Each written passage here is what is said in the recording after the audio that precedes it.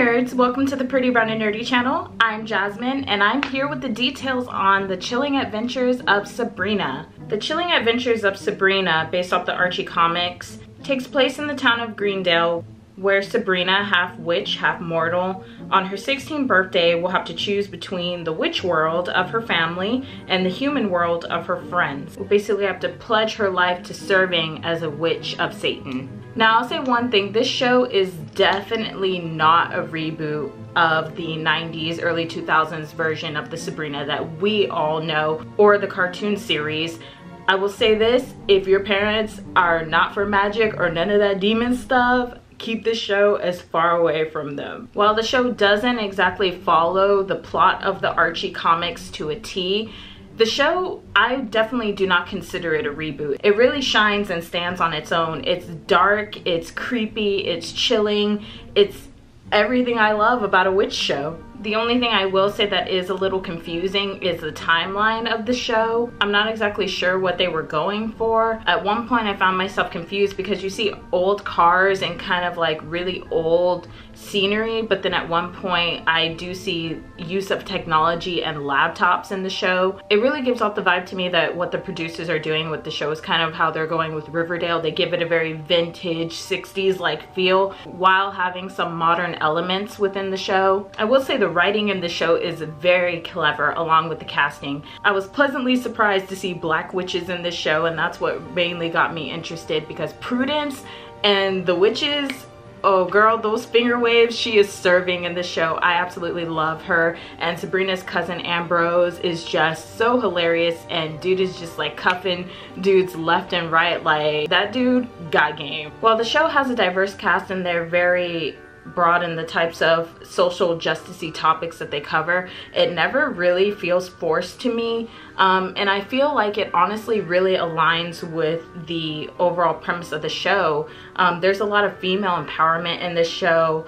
They tackle a lot of, you know, different topics from LGBTQIA, female equality and rights, but it kind of like ties into Sabrina's own story, as she is a woman who is coming to her own and wants to be able to decide for herself. And it never really feels forced to me when they tackle these subjects within the writing. The show's humor is definitely driven by the aunties, Hilda and Zelda.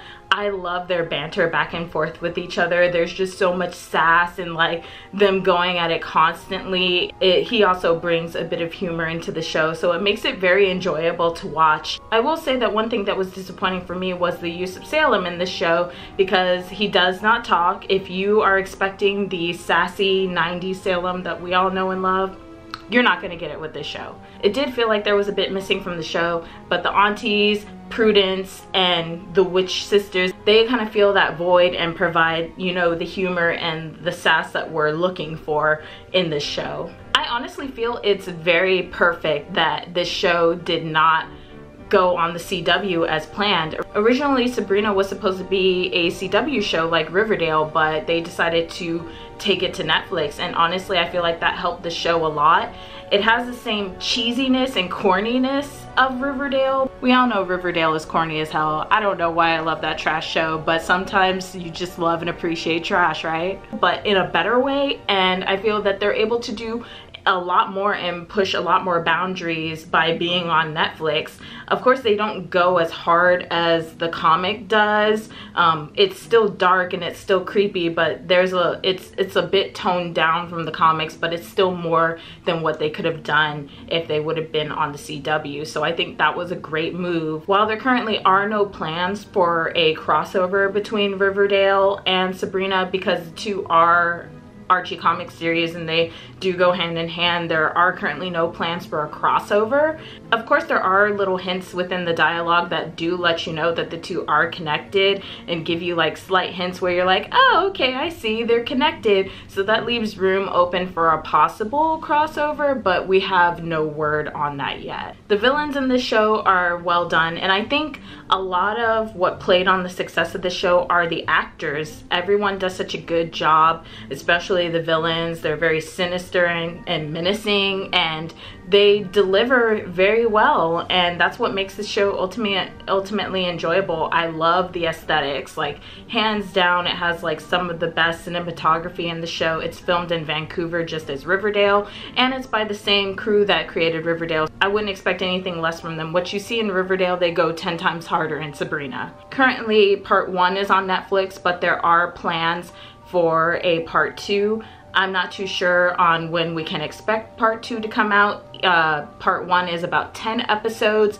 I'm about halfway in, so this is kind of a loosely based review. Maybe we'll do like a more full review on the PBN website. But I want to know what you guys think. Do you love it? Do you hate it? Do you prefer the 90s version? Do you like this version? Leave a comment below, and be sure to subscribe to all of our social media platforms. All the links will be in the description below. And I wanted to announce that all gaming streams are now going to be over on Twitch.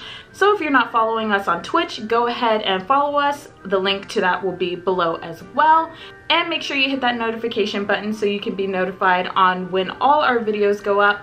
And I will see you guys on the next video.